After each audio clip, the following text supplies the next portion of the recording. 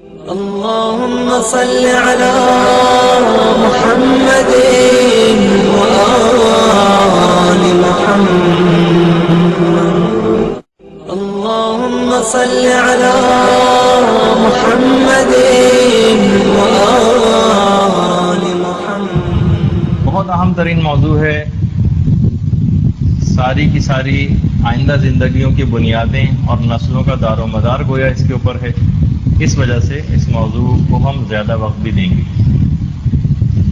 کوشش یہ کر رہے ہیں کہ مسائل فقہ اس کے اندر اس انداز سے آتے رہیں جیسے کہ مراجع نے اپنی مفصل کتب فقہ کے اندر ذکر کیے ہیں. ظاہر ہے کہ اس کے اندر بہت سے مسئلے ایسے بھی آئیں گے جو براہ راست ہم آپ لوگوں سے متعلق نہیں ہیں، لیکن کسی بھی علم کے متعلق بہت سی باتیں بیس بنانے کے لیے اگر آگاہی ہو جائے، مثلا بہت سارے فارمولے ایسے ہوتے ہیں میتھمیٹکس میں، فزکس میں، کہ عام زندگی میں ایسی کوئی خاص آپ کو اس کی ضرورت نہیں پیش آتی، لیکن بہرحال اس سے ایک بیس آپ کی بنتی ہے، اور اس سے زیادہ جب مسئلوں پہ جانا پڑتا ہے آپ کو تو وہ چیزیں بعد میں ہیلپ فل ہوتی ہیں. اچھا، مسائل میں کچھ بات یہاں تک پہنچی تھی کہ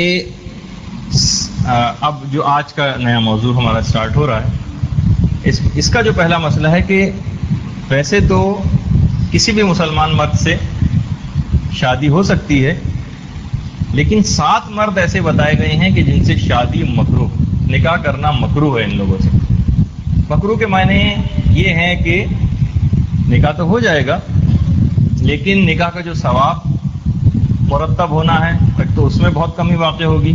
نکاح سے جو فائدے ملنے ہیں اس سے بہت کمی واقع ہوگی، بلکہ بہت زیادہ نقصانات بھی لے کر یہ چیز آ سکتی ہے. اچھا، اس میں بہت سی چیزیں مسئلے ایسے بھی ہیں کہ جو براہ راست ہم لوگوں سے بھی متعلق بھی نہیں. پہلا جو مسئلہ ہے اس کے اندر وہ 7 مرد کے جن سے نکاح مکروہ ہے، اس میں پہلا ہے اعرابی، بدو.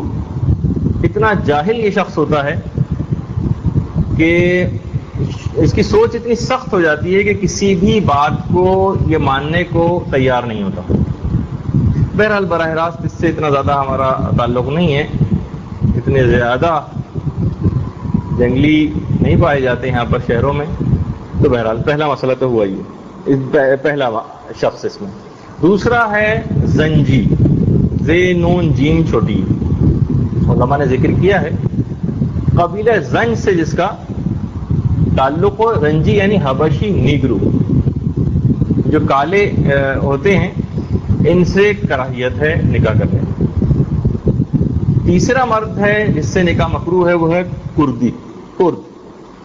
اچھا، اس کے پیچھے کچھ خاص مسائل بھی ہیں جو ظاہر ہے کہ کیونکہ ہمارے موضوع سے براہ راست متعلق نہیں ہے، فی الحال بس ایک معلومات کے لیے آپ کا تذکرہ کر دیا. نمبر 6 سے شروع ہے انسا، جو آپ پڑھ چکی ہیں پچھلی دفعہ نکاح کے مسائل کے اندر. پھر اس کے بعد اگلا وہ شخص جس سے نکاح کرنا بہت مکروہ ہے، وہ ہے شراب پینے والا، شرابی. اچھا، عام طور پر دیکھیے بہت زیادہ دیکھا جاتا ہے کہ ادھر بس کسی لڑکی کا رشتہ آ گیا کسی ویسٹرن کنٹری میں رہنے والے آدمی سے، اور ادھر فوراً والدین کی بجائے اس کے ایمان کی، اس کی تصدیق کی جائے، نماز پڑھتا ہے یا نہیں پڑھتا اس کے متعلق پوچھا جائے، اس کی تحقیق کی جائے. بس اس کا امریکہ، کینیڈا یا کسی مغربی ملک میں ہونا ایک ایسی اس کی اچھی صفت قرار دے دی جاتی ہے کہ باقی تمام باتوں سے آنکھیں گویا پھیر لی جاتی. اور پھر جب ظاہر ہے وہ شادی ہو کے لڑکی بیچاری وہاں پر جاتی ہے کہ حالتیں دیکھتی ہے. ضروری نہیں کہ وہاں رہنے والا ہر شخص ایسی برائیوں میں مبتلا ہو، لیکن بہرحال ایک بڑی تعداد نوجوانوں کی اس قسم کی باتوں کے اندر گرفتار ہو جاتی. یہاں تک ملتا ہے روایات کے اندر کہ جناب رسول خدا ارشاد فرماتے ہیں کہ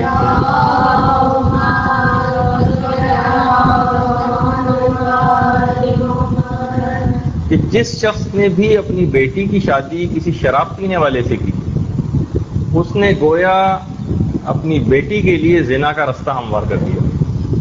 یعنی کتنی سخت سخت حدیثیں آئی ہیں کہ آپ کبھی ان کا مطالعہ کریں، جن کتابوں کے اندر یہ دی ہوئی ہیں تو انسان کے رونگٹے کھڑے ہو جاتے ہیں. تو بہرحال شرابی تو بغیر تحقیق کیے کہ اس کی عام زندگی کیسی ہے، کہیں ایسا تو نہیں کہ اس قسم کی برائیوں میں جس طرح نوجوان مبتلا ہو جاتی ہیں یہ نوجوان بھی مبتلا ہو گیا ہو، اس کی کوئی تحقیق نہیں کرواتا اور بس آنکھوں پہ گویا ایک پٹی بن جاتی. تو یہ دیکھیے کتنی اہم ترین اور شدید مکروہ. اچھا پھر اس کے بعد ہے بد اخلاق، چاہے وہ دیندار ہی کیوں نہ ہو. دیندار اگر بد اخلاق ہو جائے بل تو وہ دیندار ہی کیسا رہا. لیکن بہرحال بہت سے اتنے زیادہ بد اخلاق ہوتے ہیں اور لیبل ان کے اوپر ایک دیندار شخص کا لگا ہوا ہوتا ہے، تو بد اخلاق شخص. اور جو آپ کی خدمت میں پچھلی دفعہ حدیث پیش کی گئی تھی، جو امام سے کسی نے پوچھا تھا تو امام نے کہا خبردار کبھی بھی بد اخلاق سے اپنی بیٹی کی شادی نہ کرنا. پھر اس کے بعد ہے ساتویں چیز فاسق و فاجر شخص. فاسق و فاجر شخص سے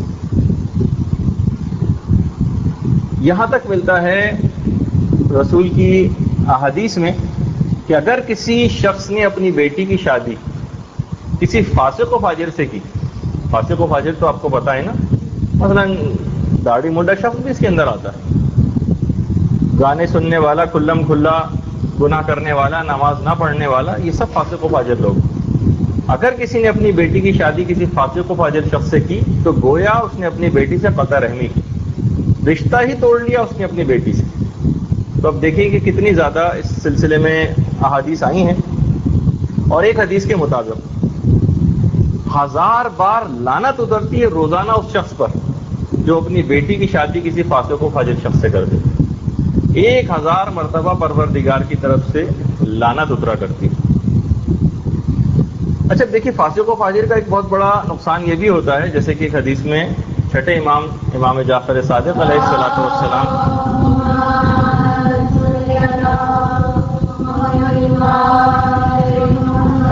فرماتے ہیں کہ دیکھو کمزور ایمان کے اعتبار سے کمزور لڑکیوں سے اگر ضرورت پیش آ جائے تو شادی کر دو، کیونکہ لڑکیاں اپنے خاوند کا دین قبول کر لیتی ہیں. لیکن خبردار کسی فاسق و فاجر سے بیٹی کی شادی نہ کرنا، کیونکہ وہ بھی اس طریقے سے اپنے فاسق و فاجر شوہر کے خیالات سے متاثر ہو جائے گی اور خود بھی ایسی زندگی گزارنے لگے گی. یعنی مفہوم حدیث کا امام کا یہ.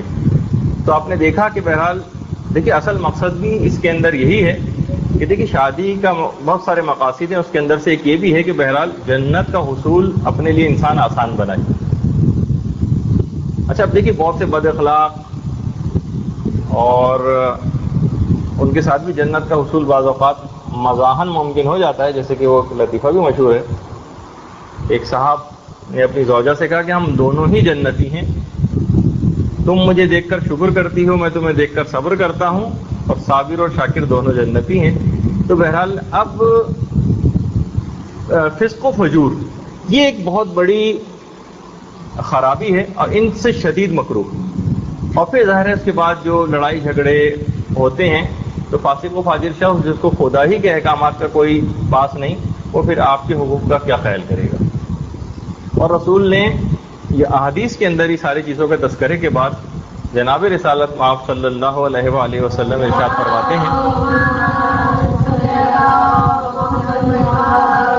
کہ اگر اس کے بعد بھی تم نے اپنی بیٹی کی شادی ان افراد سے کی تو اس کے بعد جو بھی نتیجے ہوں گے تم اپنے آپ کو ملامت کرنا اور خدا سے کبھی اس کی شکایت نہ کرنا کہ میری بیٹی کی شادی کس سے ہوگی.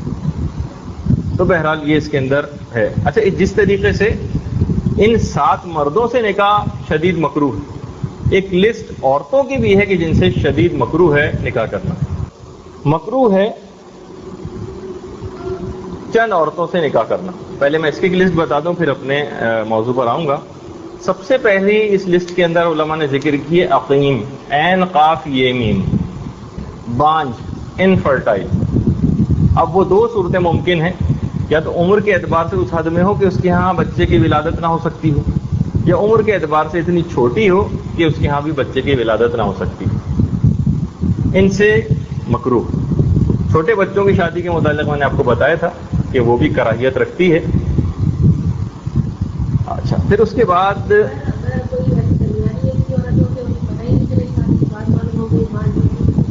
ہاں نہیں، پھر اگر ایسا کوئی مسئلہ ہے تو بہرحال جب وہ تو اب ایک چیز ہو گئی وہی جیسے ایک صاحب گئے تھے ایک گھر کے اندر، جب شفٹ ہو گئے وہاں پر اس کے بعد استخارہ انہوں نے دکھوایا اور پھر بہرحال منع آیا، وہاں سے نکل کے گئے تو اس عالم نے ان کو یہی کہا کہ بھائی کوئی نکاح کرنے کے بعد بھی استخارہ کراتا ہے؟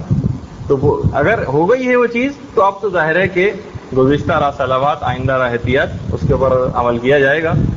تو وہ تو بہرحال لا علمی کے اندر ایک چیز ہوئی ہے تو اس کے اندر تو کراہیت بھی نہیں ہوگی. اچھا یہ تو ہو گئی پہلی چیز عقیم، اس سے بھی کراہیت ہے. البتہ ہو جاتی ہے عقیم کے معنی وہ فائدے حاصل نہیں ہوں گے، کچھ نقصانات ہو سکتے ہیں اور ثواب بھی کم ملے گا. دوسری ہے چیز وہ عورت جس سے شادی فقط اس کے حسن یا دولت کی وجہ سے کی جائے، مکروہ ہے اس سے شادی. تیسری عورت ہے مجنون عورت. مجنون پاگل، مجنون تو خیر وہ بعد میں بنا دیا کرتی ہیں، لیکن خود اپنے متعلق اب ان کی بات ہو رہی کہ وہ پاگل نہ ہو. پھر اس کے بعد ہے احمق عورت، اس سے بھی شادی مکروہ ہے. اس کے بعد لسٹ کے اندر ہے بوڑھی عورت، اس سے بھی کراہیت ہے. زانیہ، اس سے بھی کراہیت ہے. یا خود فعل حرام کے نتیجے میں پیدا ہونے والی کوئی لڑکی، اس سے بھی مکروہ. اس کے بعد علماء نے لسٹ کے اندر لکھا ہے کہ جس سے مکروہ ہے وہ ہے قابلہ عورت. قابلہ، قاف الف بے لام ہے. قابلہ کہتے ہیں وہ عورت کہ جس نے اس بچے کی ڈلیوری جب ہو رہی تھی تو اس کی ماں کی مدد کی تھی. اب وہ لیڈی ڈاکٹر ہے، وہ نرس ہے، یا وہ مڈ وائف ہے. اب وہ ٹھیک ہے، وہ بچہ اگر بڑا ہو جائے اور اس سے نکاح کرنا چاہے اس عورت سے تو اس سے بہرحال مکروہ کہ ایک شائبہ ماں کا اس کے اندر آتا ہے. اس کے بعد اس کو ذرا سمجھانا ذرا مشکل ہوتا ہے، سوتیلی بہن سے.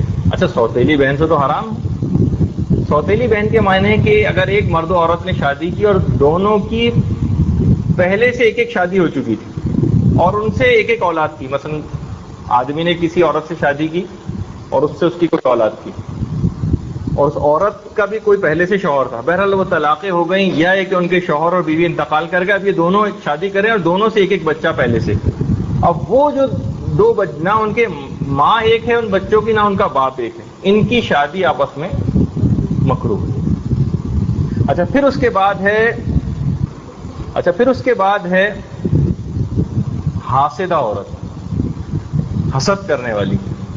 بہت سے عام جب بھی کہا جاتا ہے دیکھیے دقت نظری سے کام لینا ہے اور اس کے مزاج کے متعلق، اس کی عادت اور اخلاق کے متعلق معلومات لینی ہے جس سے بھی شادی ہونے جا رہی ہے. حاسدہ، اس سے بھی مکروہ. اچھا ایک اور عورت سے بھی مکروہ ہے کہ جو اپنی قبیح حرکتوں میں راسخ ہو، جو اپنی قبیح بری حرکتیں چھوڑنے پر تیار نہ ہو. مثلا گلوکارہ ہے وہ، اداکارہ ہے وہ، یا مثلا کوئی بھی اس قسم کے کہ وہ فعل قبیح کو چھوڑنے پر آمادہ نہ ہو، کراہیت. پھر اس کے بعد ہے، یہ سب روایات کے اندر ہے جس کا میں خلاصہ آپ کی خدمت میں پیش کر رہا ہوں، جو شوہر کے سامنے اکڑ کر رہے اور غیروں کے سامنے بڑی انکساری کا مظاہرہ کرے. بہرحال عادت اور مزاج کا تو خیر اس انداز سے ذرا بعد میں پتہ چلے گا، لیکن ہو سکتا ہے کہ شادی کے بعد بھی اگر مثلا ان چیزوں کا خیال نہیں رکھا گیا، اس کی عادت مزاج معلوم ہے کہ مثلا یہ بہت ضدی، کیونکہ عام طور پر ہوتا یہ ہے کہ دیکھیے ایک علماء نے ایک چیز لکھی کہ عورتوں کے اندر ایک شجاعت اور بہادری بھی ہونی چاہیے. بالکل چوئی موئی کا پودا بن کے رہنا، ظاہر ہے کہ اس معاشرے کے اندر ایسی عورتوں اور لڑکیوں کو گزارا ہونا بہت مشکل ہو جاتا ہے. شجاع ہو، اپنے حق کا دفاع کر سکے، اپنے حق کے لیے آواز اٹھا سکے.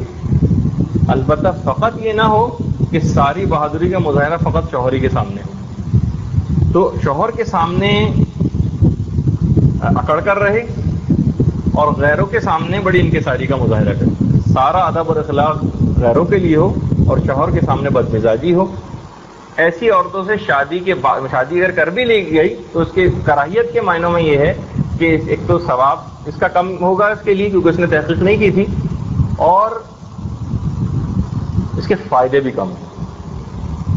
پھر اس کے بعد ہے کہ ایسی بھی عورت، یہ بھی اس سے بھی مکروہ ہے، کہ جو شوہر کے سامنے تو بہت پاک دامن بن کے رہے اور غیروں کے سامنے زیب و زینت کر کے جائے۔ گھر میں تو مثلاً گنگا کیے بغیر اور جھاڑ فانوس بنی پھر رہی ہے وہ، اور باہر جب جس وقت نکل رہی ہے تو اس وقت بہت زیب و زینت کے ساتھ جا رہی ہے، کہ بدترین عورتیں ہیں۔ رسول نے کہا کہ میں تمہیں بدترین عورتیں نہ بتاؤں، اور پھر یہ فہرست بتائی۔ اگلی وہ عورت کہ جو اپنے شوہر کی باتیں نہ مانے، ہر وقت مثلا اس کو چڑکیاں دے یا اس کے ساتھ برا سلوک کرے، بات نہ سنے اس سے بھی مکروہ۔ اس کے بعد اگر کبھی شوہر سے کوئی غلطی ہو جائے اور وہ کوئی عذر یا ایکسکیوز پیش کرے، معافی مانگے، تو اس کے عذر کو قبول نہ کرے۔ یہ بدترین عورتیں ہیں، رسول خدا نے ارشاد فرمائی۔ اور جب شوہر خلوت میں اس کے پاس آنا چاہے تو اس سے انکار کر دے، یہ بھی رسول خدا نے بعد میں فرمایا۔ اچھا دیکھیے، یہ تو مکروہ مرد و عورت کی ایک فہرستی میں جلدی جلدی اس سے گزرا، کیونکہ بہرحال ہمیں کچھ ایسے مسائل کی طرف بھی جانا ہے کہ جو بہت اہم اور معاشرتی ہیں۔ کچھ عورتوں سے شادی مستحب ہے، کچھ سے مستحب۔ اس میں پہلی تو ہے وہ عورت کے جو کنواری، اس سے شادی مستحب۔ نمبر 2 ہے ولود، واو لام واو دال، یعنی بانجھ نہ ہو اور اولاد پیدا کرنے کی اس میں صلاحیت ہے۔ یعنی ہو سکتا ہے کہ بہت سارے امراض ایسے لاحق ہو جائیں کہ بچہ دانی، اووری، بیضہ دانی وغیرہ اس کی نکال دی گئی ہو، اور معلوم ہے کہ اس کے ساتھ یہ چیز ہو چکی ہے اور یہ اولاد پیدا کرنے کی صلاحیت نہیں رکھتی، تو اس سے پھر کراہیت ہے۔ اس کے بعد اگلی وہ عورت کی جس سے مستحب ہے وہ ہے جو خدا کا ایک نام بھی ہے، ودود، واو دال واو دال، محبت کرنے والی۔ اس کے بعد علماء نے ذکر کیا ہے کریم الاصل ہونا۔ کریم جس طرح لکھتے ہیں اور الاصل، کریم الاصل، یعنی وہ عورت فعل حرام کے نتیجے میں پیدا شدہ نہ ہو، یعنی جس کا حسب نسب بہت اچھا، یعنی جو شرافت جس میں ہو، تو اس میں چند ایک باتیں نہیں پائی جانی چاہیے۔ ایک تو فعل حرام سے پیدا شدہ نہ ہو، اس کے والدین کسی گناہ کی وجہ سے بدنام نہ ہو، اس کے والدین مشہور بالفسق نہ ہو، چند ایک گناہوں کے سلسلے میں مشہور نہ ہو، مثلا فلاں فلمی اداکار ہے یا اداکار ہے ان کی بیٹی گناہوں میں اپنے مثلا مشہور نہ ہو۔ یا کریم الاصل کی میں اب تفصیل بتا رہا ہوں، اس کے والدین میں سے کوئی ایک کافر یا غلام نہ ہو۔ کچھ خشک ٹائپ کے مسئلے ہیں، لیکن اس کے بعد ہم اس چیز کے اوپر آ جائیں گے۔ اور پھر خوش شکل اور خوبصورت سے مستحب شادی مردوں کے لیے، اور ایک خصوصیت کا اور ذکر کیا گیا ہے روایات کے اندر، اس میں بھی ثواب بڑھ جاتا ہے کہ اس کے بال بڑھیں۔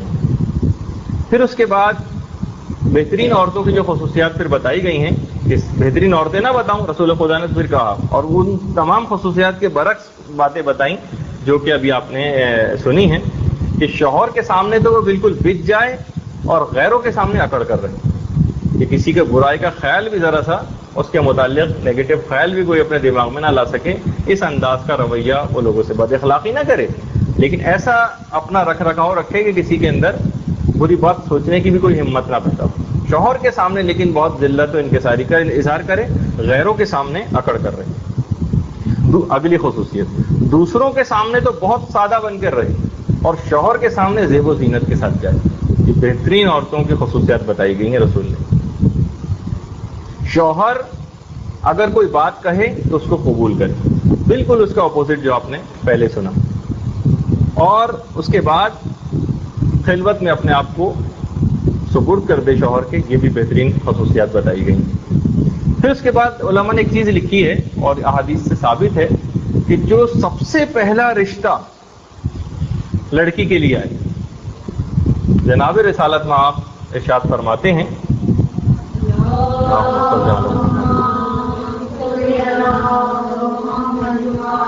کہ اے علی، 5 خصوصیات کا حامل شخص کا اگر کوئی رشتہ تمہاری بیٹی کے لیے آئے تو تم سب سے پہلا رشتہ تو فوراً اس کو قبول کر لینا، بشرطے اس کے اندر یہ 5 شرطیں پائی جائیں۔ نمبر 1 ہے دین، نمبر 2 ہے اخلاق، نمبر 3 ہے امانت، نمبر 4 ہے شرافت، اور نمبر 5 ہے خرچہ برداشت کرنے کے متعلق اطمینان۔ اے علی، یہ 5 خصوصیات کا حامل جب شخص رشتہ لے کر آئے تمہاری بیٹی کے لیے تو فوراً قبول کر لینا۔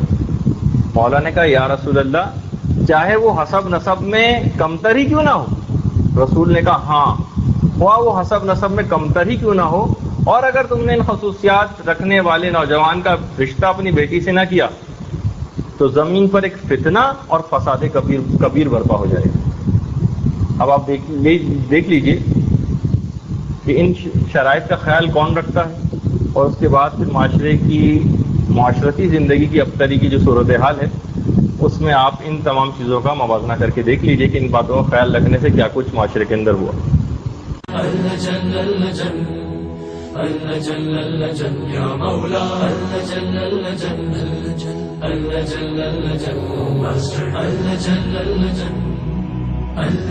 يا صاحب السماء